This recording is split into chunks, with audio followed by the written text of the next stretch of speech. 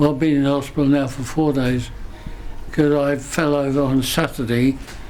A couple of good Samaritans in Hudson Road got me back in my car and I drove home. But when I got home I could get my right foot out of the car but not my left. And so I had to phone my daughter to come and help me out. She phoned some friends who then came back to my house and got me out of the house, but immediately called the paramedics. Well, I'm here because I managed to slip on the snow on Sunday mid-afternoon, and I've fractured my ankle and broken a bone at the bottom of my leg. I had walked on the road because the pavement was even more icy than the road, and I got about 2 doors away from the house and I just slipped and I couldn't get back up. There was ice on just outside the shop and I just slid sideways and landed on my hip.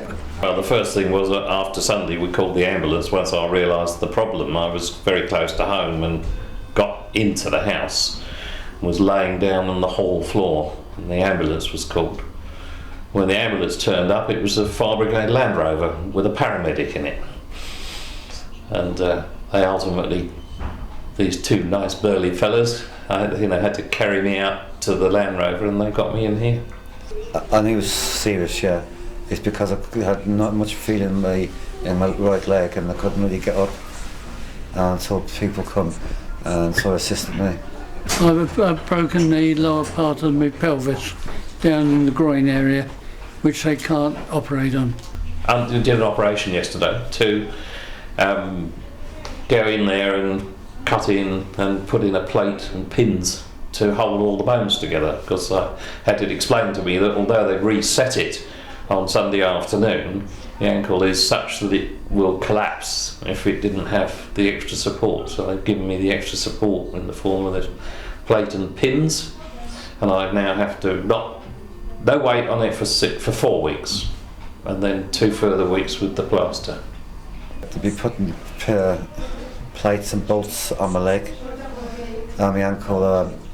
I didn't really want an operation, but they've told me I've had to have one because that I wouldn't be able to walk on my leg if I didn't, because it's the break I've actually got in my leg.